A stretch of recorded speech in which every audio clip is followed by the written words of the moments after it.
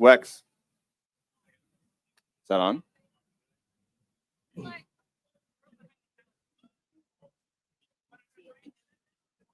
Wex, can you try that? Is that on?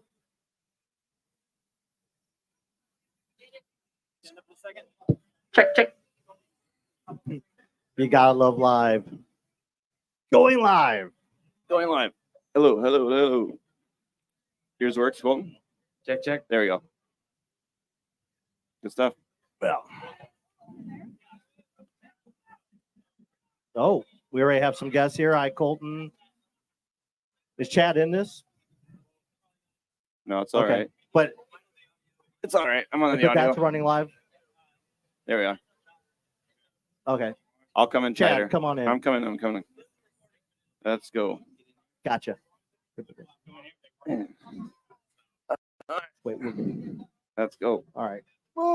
Okay. There we go. Cool. Let's go. All right. We are live in Miami. B.Friendly Fitness. PC Chad. We have Colton with us. First, we want to thank Strike Movement for getting us down here. Again, we partner up with Strike Movement. They're our exclusive partner for Wodapalooza. So use friend of Strike at Strike Movement. You get 20% off. So let's get right into it. Colton, how you feeling today? A little bit tired. Stayed up late last night, just talking shop and strategy with the Paper Street crew and kind of laying out plans for the year. But it didn't get too wild, so not feeling too bad today. So you had quite the performance this weekend. You what was your expectations heading into the weekend? Or actually not the weekend, I guess Thursday, Friday. I expected to come out and have some dominant finishes, have a great weekend. Didn't place as well as I would like. Saw a lot of improvement in some movements that I've really been working on. Made some that are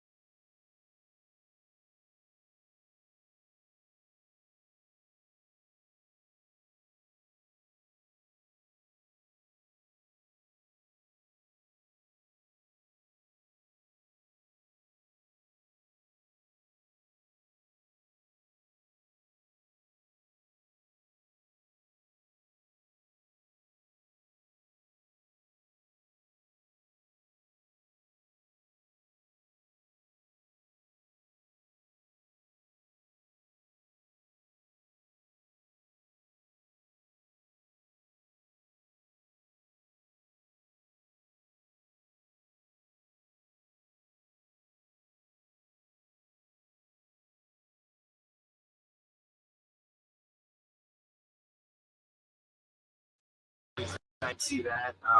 Actually, the pool that I train at has been closed for a little bit, doing some maintenance and things like that. So I haven't been in the water for a little while. But good to see that you saw some big improvements there. So I know that when I'm doing this working, I'll just keep getting better. Yeah, you obviously did show that. Chad, was there anything you saw or wanted to ask Chad, Colton regarding his performance? Well, I guess everyone's talking about your big event win. Like when you have an event like this and you see the schedule, what gives you the confidence when going into the workouts that like you're gonna get it when you look at this weekend, when you look at all the workouts? Honestly, I'm a little bit delusional at times, and anytime I see any kind of CrossFit style metcon, I think there's some kind of way that I'll find myself in first. But an event like that, a lot of the movements played well for me. I'm really good at the dips. I was really good at the muscle ups in the original version, and I'm getting a lot better at cycling the barbell. I was pretty disappointed to see that they had to change it. I was looking forward to getting out there and doing the muscle ups, and I think I could have done the original workout unbroken. But the new one was really good for me too. I'm really good at cycling the barbell through squats and deadlifts and things like that. And when I'm broken on the dips, and I'm the fastest one at burpees here. So that played out really well. And then event 3, I think, would have went really well for me. I'm the best at chest to bars, and it's not even close. I was planning on doing all 35 unbroken every round, and that would have been like an active rest for me. And putting in the strict bowls made the workout much less aerobic. So I think the test of fitness was diminished, but I can see why they had to do that and make those changes. And I know they didn't want to do that, but those are the cards that we were dealt with the weather, and I think they made the right changes at the end of the day. So when you have a workout that hasn't changed for whatever reason, is that you look at it as a brand new workout, and you get a different strategy, or do you look at it as like, I was going to win the original one, it got changed, so I'm going to push even harder to make sure I win this one? Yeah, I mean, initially you see the changes and you're just kind of a little bit pissed off, but you kind of have to deal with it and put your emotions aside, and it really is. It becomes a whole new workout because you can just change one thing or even just changing one standard on an event can completely change the game plan and the pacing and your rep scheme, and you really just have to analyze it like it's an entirely new event at that point. One of the big news regarding you this past the last couple of days, you signed on with the camp, with the Proven camp. How long were those talks, and why the move? Because you're traditionally someone that trains by themselves, is known for training abroad, which you said isn't going to change. But why Proven and why now? Yeah, so I've been with Kilo Train since the beginning of my career, and that's been great. It's gotten me to where I am. I think it's an exceptional program. I think it's for me and where I am in my career right now. I need something that's completely individualized for me. And the programmer for Kilo Train, Luke Schaefer, is probably one of the smartest guys in the space. I mean, the dude's in med school right now. I couldn't ask him to devote the time to. I just wouldn't ask him to prioritize my training for his life. He's got a lot of things going on. He's doing with med school. He's programming for the entire Kilo Train community. And he's doing a fantastic job. I just think for me personally, moving forward, I need something more one-on-one and more individualized. I've been doing, taking the base template of Kilo Train and modifying it to what I need to work on for a while now, and that's been working really well. But I think for me to get to the next level, there's some things that I need to learn, and there's some knowledge that I don't have about programming and progressions and things like that. And I think Proven can give that to me, and they can take some workload off my plate by providing that program to me. And there's a lot of things in my training that they can fix and improve upon. We'll see. So I usually signed on with a new agent, Ricardo, and he works with Tia and some other people from the Proven camp. And I know Nick Johnson from when he coached back at OC3 in Iowa, and I trained with him and that team before. And I know that he knows his stuff in the Proven camp. They have a lot of knowledge there. So I started talking to them probably a few weeks ago and signed on just recently. I haven't actually done a single workout from Proven yet. But I'm moving forward. We're gonna get together, get a plan together for the season, and I'll be training with them forward, and we'll see how it goes. When you look into obviously this is a huge change for you going into the 2024 season. Are there certain goals you have, like at different points in the season? Obviously, whether it be open finish, quarterfinal finish, semifinal. I mean, or do you have one overall reaching goal, which is to make the games, finish top 10 or win? Do you set smaller goals or do you reach bigger? Yeah, I mean, my goal is to win the games, and no other goal outside of that. So my main goal.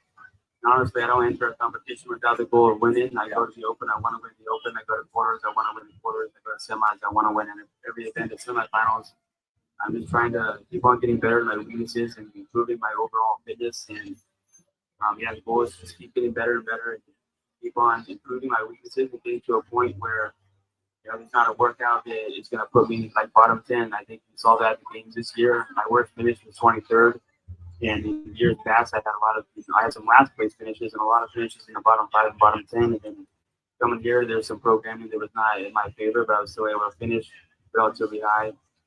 And so just keep on filling in those holes. My strengths are stronger than anybody else in the field. So if I can get those fixed, I think that could be a very dangerous athlete. When you look at the games, obviously it's in Texas this year. It's been said that 90%, if not more, is going to be inside. You look at something like that, like, man, this could be traditional CrossFit programming. If that's the case, are you excited about that? That would definitely play into my favor as an athlete and my strengths, but I think, Boz and the team are pretty creative, and they'll find a lot of ways to test us outside of the traditional CrossFit style workouts, even though we're going to be inside for a lot of it. I know that I enjoyed a lot of the workouts out in the heat in Madison. I think there's a lot of guys that are just not willing to go outside when it's 100 degrees and high humidity and train out there all day. So when they get to Madison, they fall apart. That's what you get. They're not willing to put that work in. So that's an element that's going to be taken out of it this year that I'll miss. But, I mean, it is what it is. I'm sure it'll be a lot of fun competing indoors in whatever arena is there. in front of the crowds. Chad, you have anything for? I was just gonna ask, like, from now to the Open, if you have a new coach, like, are you looking forward to building somewhat of a new routine, or you think you'll kind of keep it fairly consistent with what you've done previously? We'll see. The next few months, we'll kind of just be feeling things out, and it's going to be interesting. To be honest, I'm pretty nervous. I'm super controlling with my programming and things like that. So I'm going to try and trust them and see what happens over the next few months, and hopefully we'll keep progressing and keep getting better. Either way, I'll make sure that I do what I need to do to be prepared when I step on the floor. We have any questions from the fans for Colton? Anybody? They're just happy that you're up here. Well, Colton, we're obviously looking forward to seeing what you can do this season. So, what else you got planned? I mean, you get to sit back the rest of the weekend, kind of watch your fellow. I mean, there's quite a few athletes that pull double duty. So, what are your plans the rest? Where can people find you? And this weekend, do you have any? You mentioned Paper Street Coffee. You got a couple podcasts. What else you got planned this weekend? I'll be hanging out at the Table Street both most of the weekend. Pretty much any time you'll be able to find me there. I'll be at Wolverine from noon to 2, and I'll be hopping on the Counterculture podcast sometime this weekend and Wex's podcast tomorrow morning. So we're just breaking you in for tomorrow. But no, we don't want to keep any more of your time. I know you're a busy person. There's a lot of people out there who want to get their picture with you. So, hey, thanks for coming on the show. Really appreciate it, Colton. So thanks, guys. Good talking to you as always. Thank you. Thanks, Colton.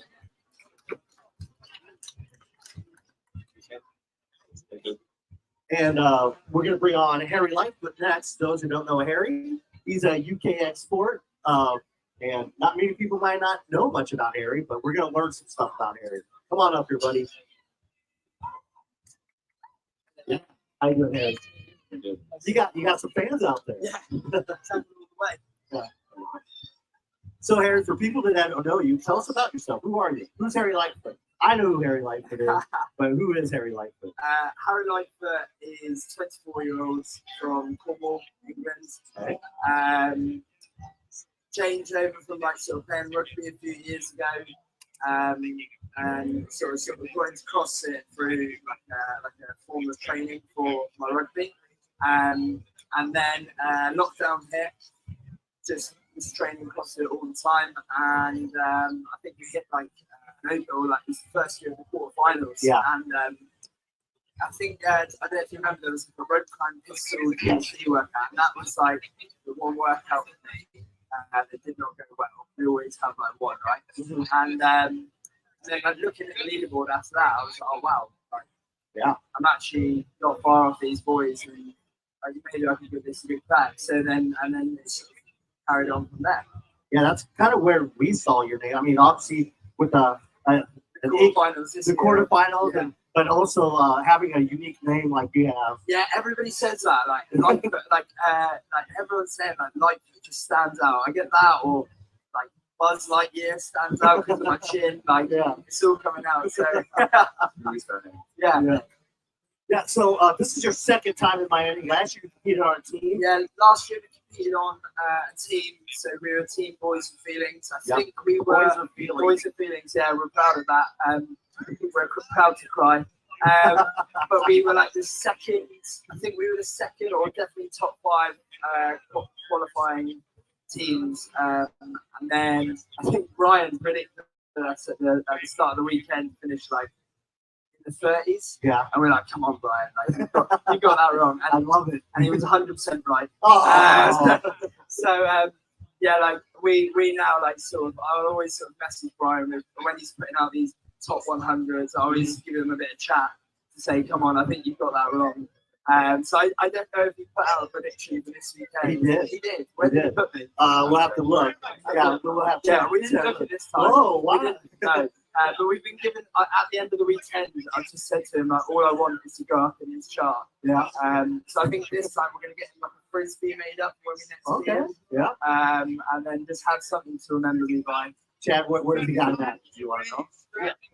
Brian had you at 25th. Oh, and where did you finish? 12. Rush. Wow. Yeah. Yeah. Look at that. Go. Yeah, Brian, take that, boys. Yeah. Get that frisbee made up. Yep. Well, I mean, how you competed on a team this year, went individual this year. Talk about that experience, especially, I mean, obviously being in Miami, you know, I don't know what the weather is like in the UK right now, but oh yeah, like this is a really hot day Yeah. in the UK in the summer. But I think back home it's like -2 degrees Celsius, so like it's not too good. But like we came over here last year and we had some other guys in the team and Helen Nutter competing individually, and just from when we were going to watch, I was looking out, and there was a lot of guys doing individual, then doing team the next few days. And I said from the start, I was like, yeah, I'm going to do that.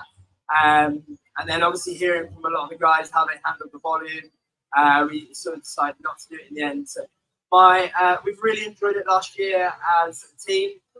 It's really, really nice to come out and train and compete in this humidity that we're probably not used to. Yeah.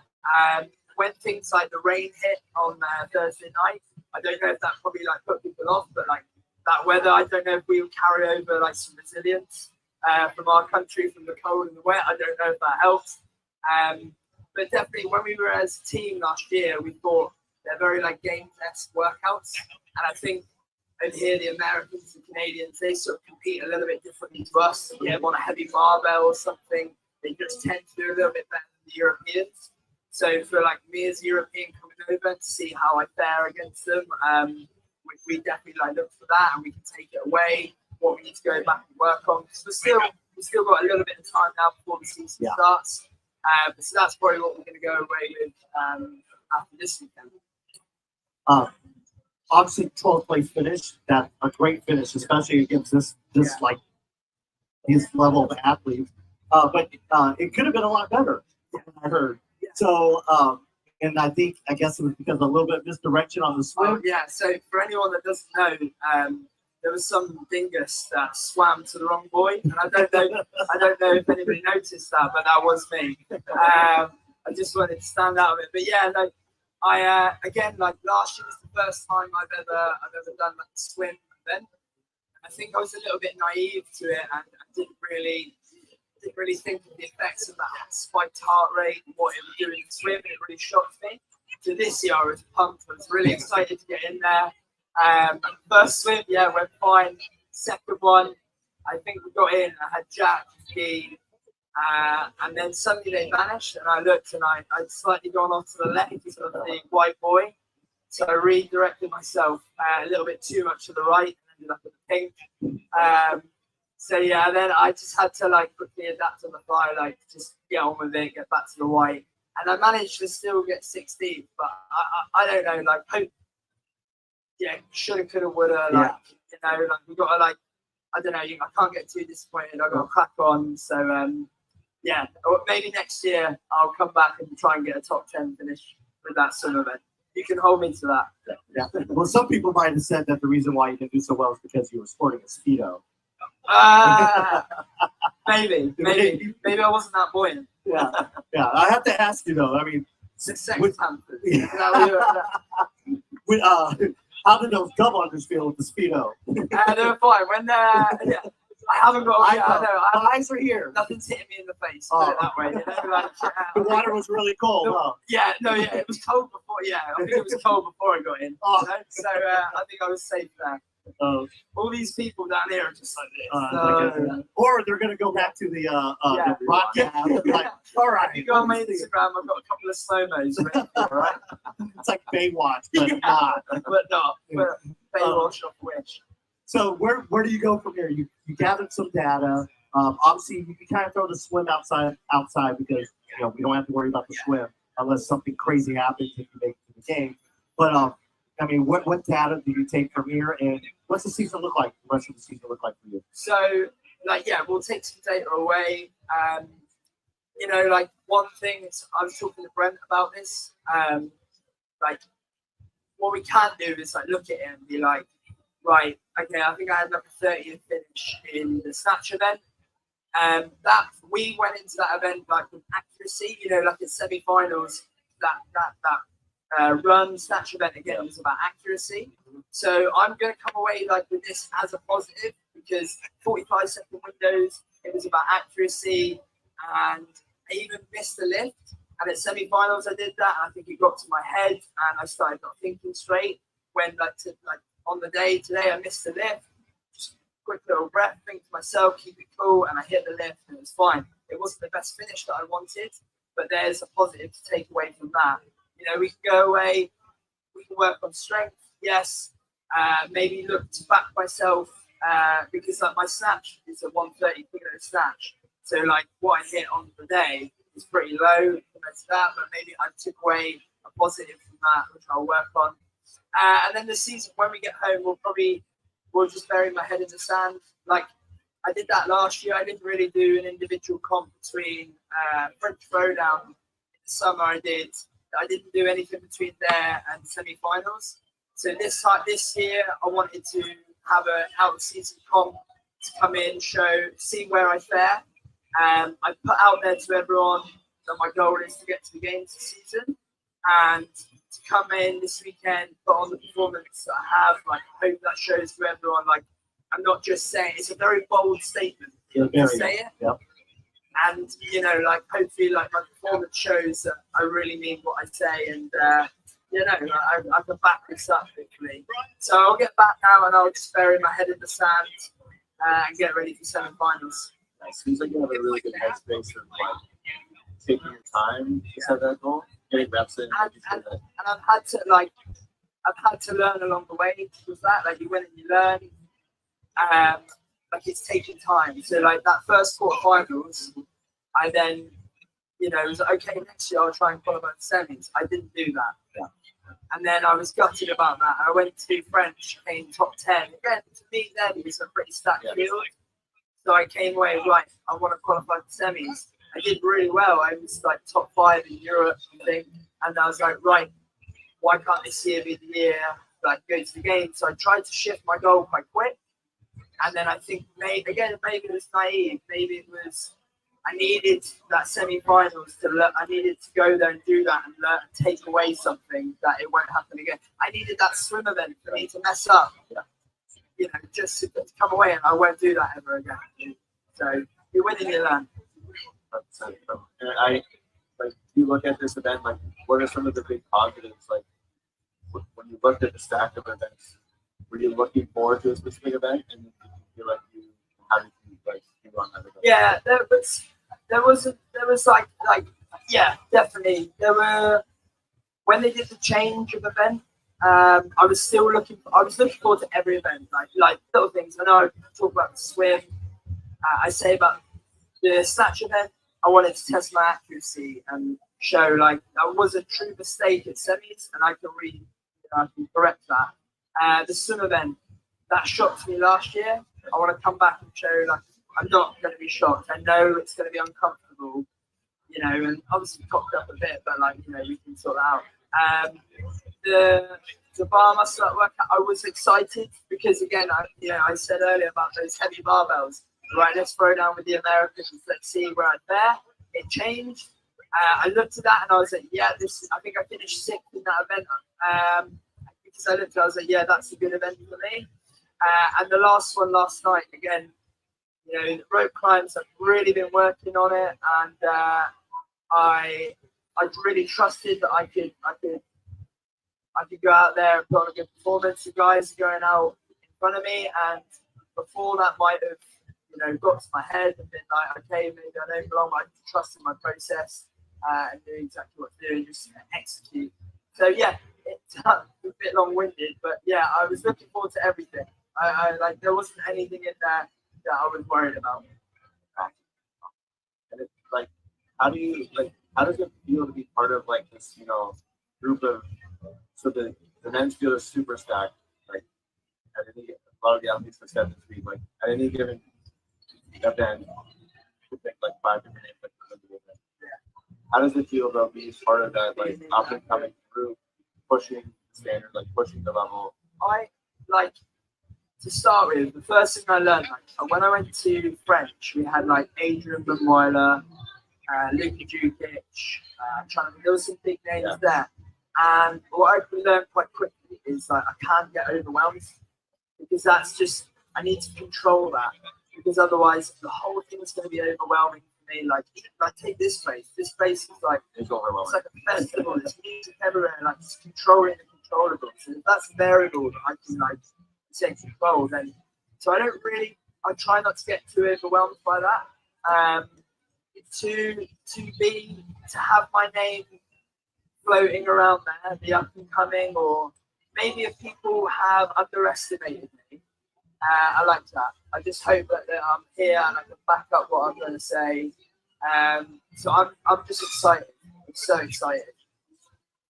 Yeah, we're definitely excited for you too. Just watching your performance, and I do have a couple questions actually. What's your football club? I'm more of a rugby guy. Okay, so no, you don't have any Yeah, football. sorry. Sorry. Well, that leads into my second question. Is you know, have you had a chance to talk to Ricky Gerard at all? No, I haven't. Okay, because he's a former rugby player. There's a couple of former rugby players.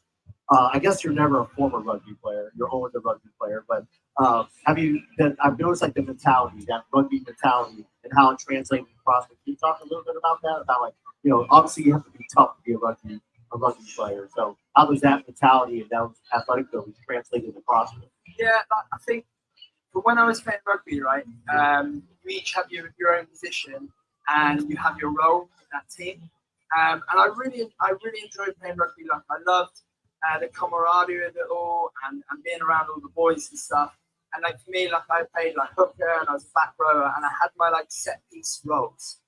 And I knew that if out of that team of 15, if I was like one person just doing my role, then that ball then gets shipped out to the next player. They have to do their role. And for me, like I still do love it. And like the boys, even though I've moved away from the sport, they support me so much. But sometimes I always felt like I was putting all my all into it, and maybe not necessarily everybody was putting their all in. When doing an individual sport like this, there is nowhere for me to hide. Yeah. So I have to do everything I can, and I'm totally accountable for everything. Like when I'm on that floor, there is nowhere I can hide. So yeah, like I know, like I've got my set piece plots. Like like last night with that last event, I had a strategy in my head rather than like like in rugby, like. Yeah, you have your role to do. This is so broad. There's so many things, so many different modalities to train around, right? And I love it. I love that there's so many things that I've got to get right to piece it all together.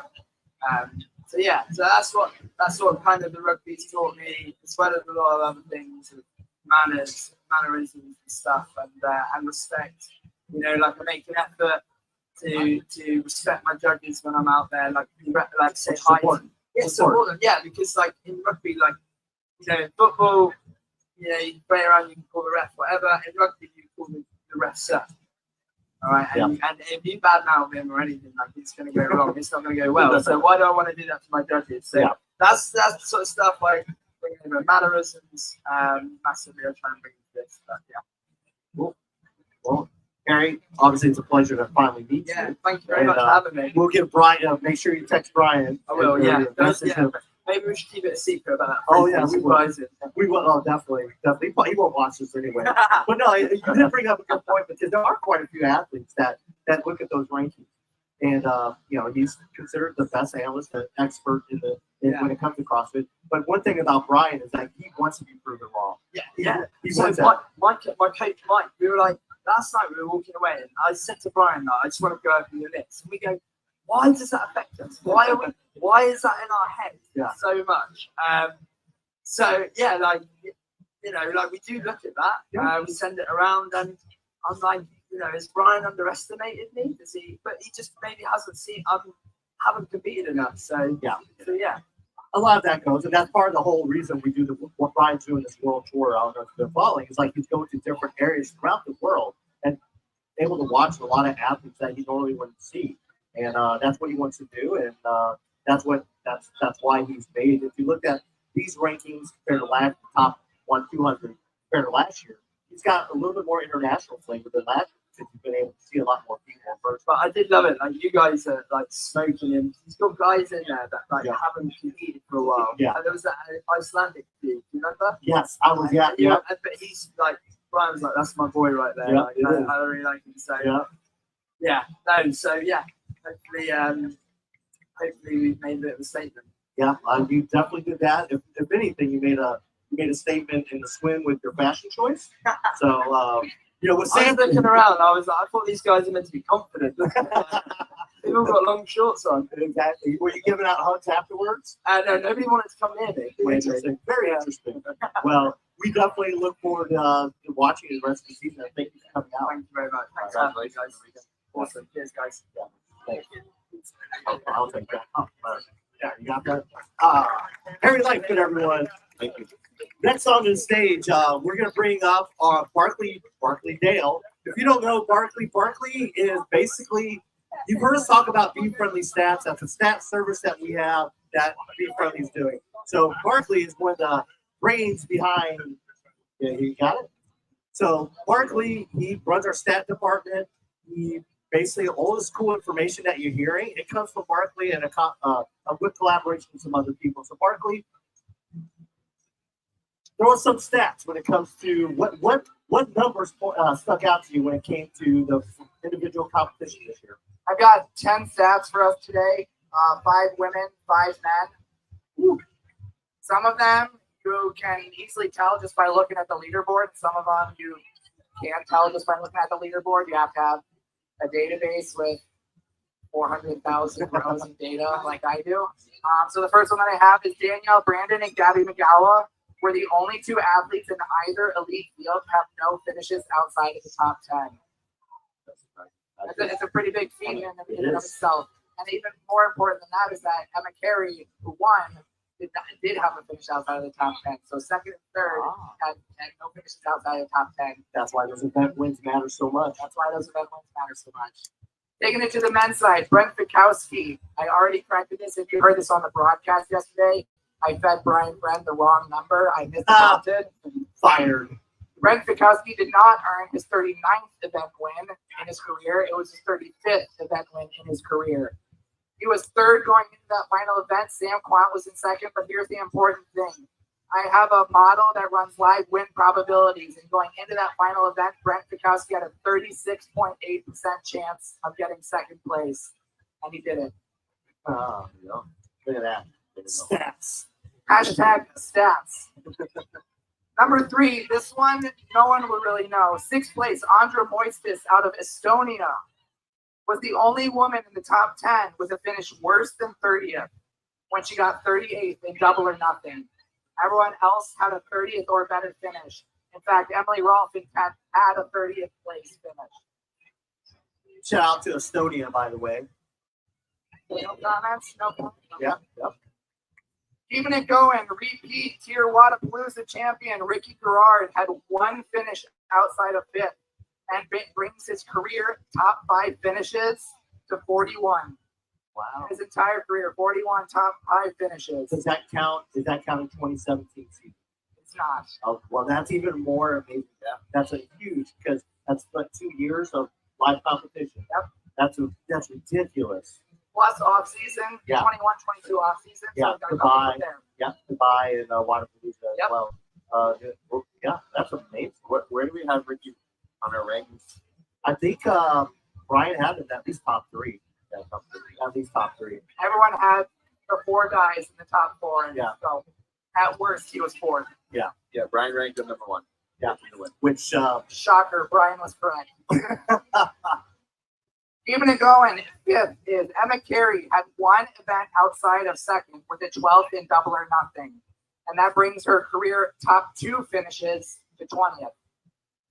So all time, 20 finishes. I mean, it's pretty cool just to get an event win in general, but to have 20 in 1st or 2nd alone, that's a big deal. That's more, even more important than getting just top 1.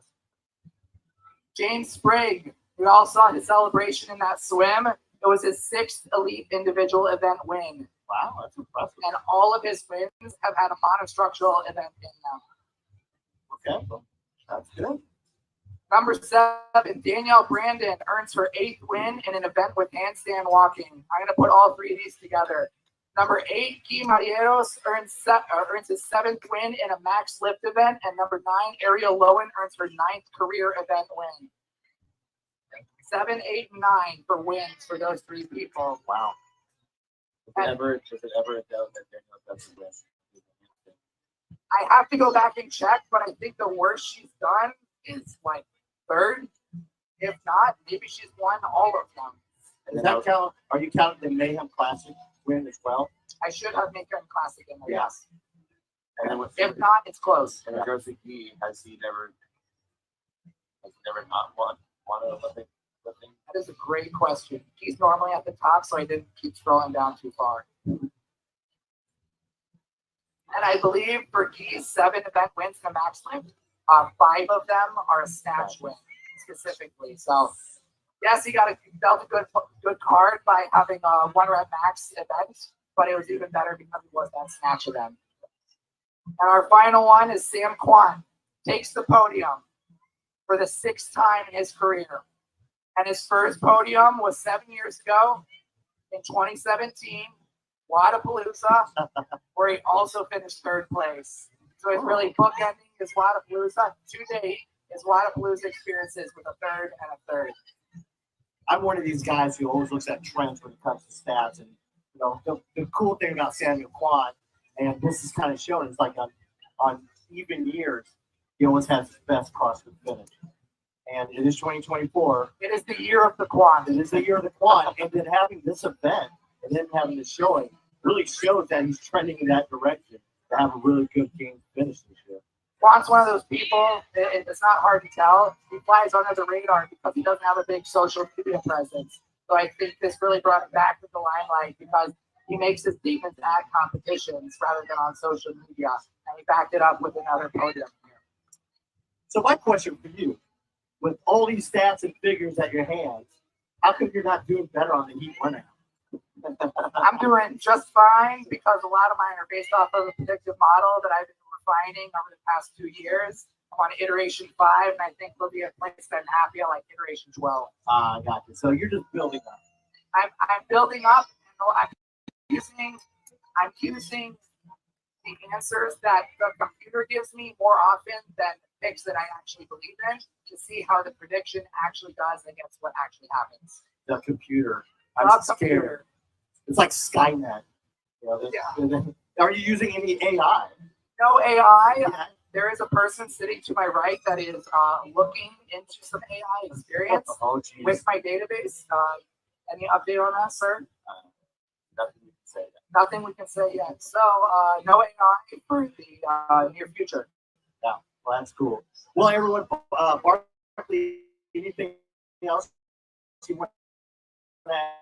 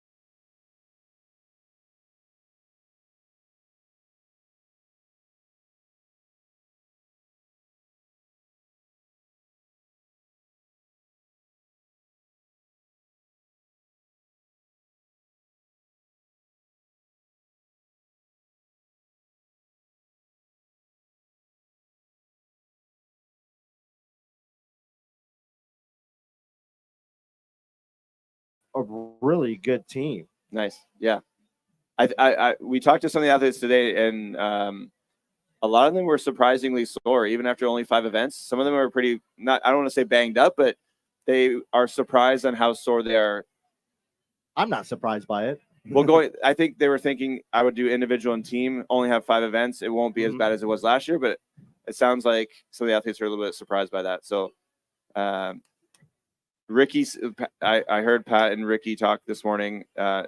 Ricky seems pretty fresh. That's just Ricky. And he didn't have a watch on this morning, and he just ran. He just there was no marker, so you didn't know how far you had to go. Some of the runners had watches on, but you just kept running. Yeah, I mean, that's just Ricky. That's those who've gotten to know Ricky, or I've gotten to know Ricky really well the last couple years, that guy's just a beast. He's he calls himself a mongrel, and I guess I don't know if that's an endearing term or not, but the guy can flat out just run, and he's just not just run, but just anything like that. You give him a challenge, he's just gonna put his head down and just if you throw a brick wall, he's gonna run through it. And he's one of the few people I'm like, yeah, I believe him. He's gonna run through it. But I think the biggest performance for me that stuck out yesterday was Gabby. There was a lot of question marks, and I got on John Young about this a lot because he was kind of like downplaying her, like the strict pull-ups. He was like, oh, she's not really good at pulling. She didn't used to be, but now I was like, she's been the last 2 years, her training partner has been Laura Horvath. How do you not get better training with Laura Horvath? And she definitely showed that the last 2 days. And then he mentioned something about, well, she's not going to do very good in the swim. A lot of people didn't think she was going to do good in the swim. Yeah. She had a top 5 finish, I believe. I think she finished 3rd. Yeah. And she did amazing in that. And then the final event, which had rope climbs in it, and that's notorious. I mean, famously, she got cut in 2019 in the first cut because she couldn't do legless rope climbs. She finished 3rd yesterday in that event too.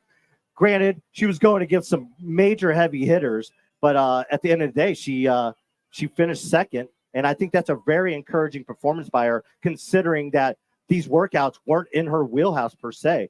But overall, she had top 5s after top 5, and like Barkley said earlier, all her finishes were in the top 10. Yeah, and I believe 4 were in the top 5. Wow. But and she lost by 3 points to Emma, but those 2 wins really helped out Emma. So, I was very encouraged by her performance yesterday, and that's a kind of the what stuck out for me.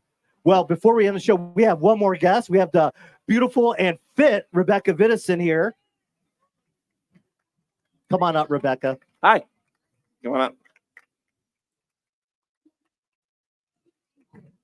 Chad was just actually talking about you. Hello. For those who don't know, Rebecka just got done with the run about a couple hours ago. Yep. So tell us about the course. The run? Yeah. That was fun. I mean, some heavy legs after the weekend after doing individual, but it was good. It was fun. Yeah. Yep. Quite a lot of turns and a good trail run, I think. Did you have a chance to talk to Matilda during the week? Because how's she feeling? She's feeling a lot better. Okay. Definitely. Yeah. So, and she did very well on the run. Yeah. Better than both of us. So that's good. When you went into the run, what was your strategy as a team? Were you all going to run together, or everyone just kind of go as fast as they possibly can? No. So we were running by our own paces because they were like, the teams could just go wherever they wanted when we felt ready. So we were like, just go your own pace, and if you find a pacer throughout the course, then stick with that person. So I think that was like the better plan. Yeah. Because we were so different in paces. Yeah. Gotcha. And we were just talking about the way they started every 40 seconds you can come up whenever you wanted to. Did you have any strategy about going earlier or later? Did you think about it at all? No, not at all. We were warming up, and then we're like, okay, we're ready now. As a team, we went up, and then we just went. Yeah. And was there a situation like some of the athletes said this morning that it was fairly easy to make passes? Did you have any situations where you made passes, or was it difficult? No, I think it was. I think Chad's asking, did you punch anybody to get through? I was thinking like elbows up. Did you trip anybody? I mean, there were like a lot of guys passing us because they were like running before, right after us. Yeah. and they were always very kind, like, I'm coming to your left, and Okay. I always did like this. Get big. Yeah, no, so yeah, it was nice. Yeah, people were friendly. How's the body feeling after the last 2 days? A lot more sore than I was hoping for. But I think it was nice to start with a run, like kind of fleshing out the body a little bit, and then we'll be ready for the evening. So you're going back out in the water again, huh? Yeah. Are you? It's like training. It's like, oh, another day in the pool, right? Exactly. Yeah. So let's talk about your individual performance. You finished 5th. Yep. Yeah. So are you happy, surprised about that performance? I'm super happy. Yeah. Like, I'm not surprised because I know I should be there. Mm-hmm. So I'm just very proud of myself that I made it there. But super happy. Yeah. Did you have a favorite event during the individual, or an event that went like, man, I'm good at CrossFit? Yeah, I probably actually the first. The lift? No, after the workout after, which was the dips, the bar dips. Oh yeah, the dips. Yeah. I was a little bit sad that it changed the workout because of the weather, because I love gymnastics, so I promised that would have been perfect. But it was great. Like, yeah, I think I did very well in that workout. How was the? Oh, go ahead, I Chad. was gonna say that's a memorable workout for sure because it was it was raining yeah. really, really hard. No, that was the last one. That was the last workout. That was the last one. The last one was with the wall Oh, balls. that's right. That's right. Yeah. The box. Yeah. Gotcha. Yeah. Sorry. Well, let's talk about that. Have you ever done a competition in a rain like that before? Never. And that was sick. I mean, like sick in a good way, or like was it just different? Kind of both. Like, Yeah. it was definitely an experience. Yeah. Yeah. So when you were doing the wall balls, It looked cool. Yeah. There was just water all over. You couldn't see. You were just like throwing the ball and just hoping it hit the target. Yeah. And like every time you catched it, you couldn't like just relax. You had to really like focus on catching the ball. Does it? I know we talked to a few people at Rogue about the weather. It was a lot colder there, but like this had box jumps on it still. The wall ball. Like, do you have to feel like you have to pace it differently, or change the temperature, how fast you want to go or slow you want to go? Not really, actually. I was a little bit afraid that the box jump overs were gonna be slippery, but they were fine. Okay. Yeah. There was like a good grip on the surface. The only thing was like the riser that we had for the strict pull-ups. So every time, like, if you just drop down, you were like gliding on that one. Cool. Yeah. So those that know you, I mean, you're a games rookie this year as an individual, but I mean, I've been following your career for at least since 2019. You've been to the games with Team Butcher's Lab before, and we're Swedish. There's not that many Swedish athletes out there, especially competing at a high level. I mean, but I mean, after going to the games and knowing you can compete, I mean, obviously your semifinal performance was very memorable. I mean, I get goosebumps talking about your performance there, especially your celebration at the end. And then also I get goosebumps. I mean, I'm getting goosebumps now thinking about your performance during the lifting event at the games and your celebration from that. And it seems like that confidence is kind of carried over now. Are you feeling that now? I mean, like, especially this weekend, you're like, you know what? I deserve to be amongst the top 20 athletes in the world. And does this performance here kind of reaffirm it? 100%. Yeah. Like, I work very well with training with others, because then I like, oh, this is the pace I should hold. This is what like level I should be at. So just being at the games, it's just like, it's an eye opener. Like, okay, this is the level, and now I got here, and this is what I got to do. So yeah. How does it help? Obviously, you're coached by Andrew Houdet, right? Not anymore, actually. Not anymore? Okay. Well, don't disregard what I said. I do not know crap. So what? Okay, tell us about these changes. Yeah, it's fairly new. So it's like a month ago. Okay. So and right now I have Matt Torres. Okay. Yeah, Brute. Yeah. Yep. Yeah. Nice. Yeah, Are you I'm super excited. So Matt is now your coach at Brute. So you're moving to Jacksonville. I'm not moving, unfortunately. No. It could be cool, but like I have my boyfriend back home, so I don't want to be away too much from him, and he can't move with me. So we'll try to travel as much as possible. I'll go over there for a few weeks after Wodapalooza, then go back home, and then maybe back for quarterfinals, and then it's semifinals. So I mean, the time goes pretty fast. Pretty fast. Yeah. Chad, you have anything? Nope. Sorry. Rebecca, was this your first year competing at Wodapalooza? No, I've been here with team. Team, that's right, Yeah, that's right. yeah. Can you talk about competing as an individual at Wodapalooza versus on a team? I mean, what's the difference, especially just the surrounding and the crowd? I think like the team, it was the first time where they did the four team leading. Oh, it was during the sanctional period. Yeah. Yeah, for sanctionals, that's right. exactly. Was Yeah. that a Butcher's Lab team back then? Yeah, okay. Yeah.